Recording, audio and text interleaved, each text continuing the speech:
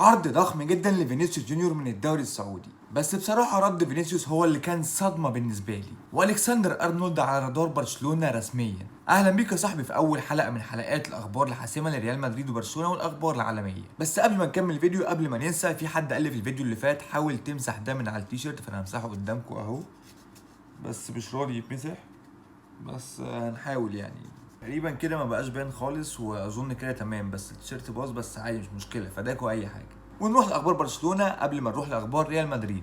ترينت الكسندر ارنولد تعاقد رسميا بنسبه 90% مع برشلونه كصفقه انتقال حر من الموسم الجديد، واعتزال اخر لاعب من جيل بيب جوارديولا الذهبي مع برشلونه وهو سيرجيو روبرتو. ريال مدريد رسميا بيعلن عن الطقم الثالث، وهو الطقم اللي هيكون مميز جدا في الموسم الجديد اللي هيكون باللون الاخضر. ومبابي هيكون رسميا بنسبه 100% اول مباراه ليه مع النادي الملكي ريال مدريد هتكون ضد اتلانتا في السوبر الاوروبي.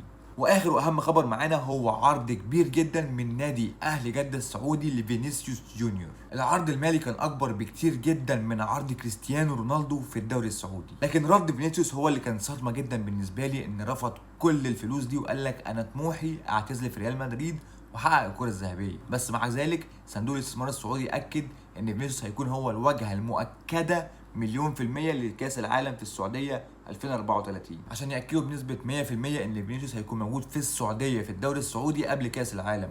واللي هيلعب مع مين في الدوري السعودي؟ واللي رأيك؟ لو عايز اي حاجة جديدة في الفيديوهات، عايز تضيف حاجة، نعدل حاجة، اكتب لي كل اللي انت عايزه.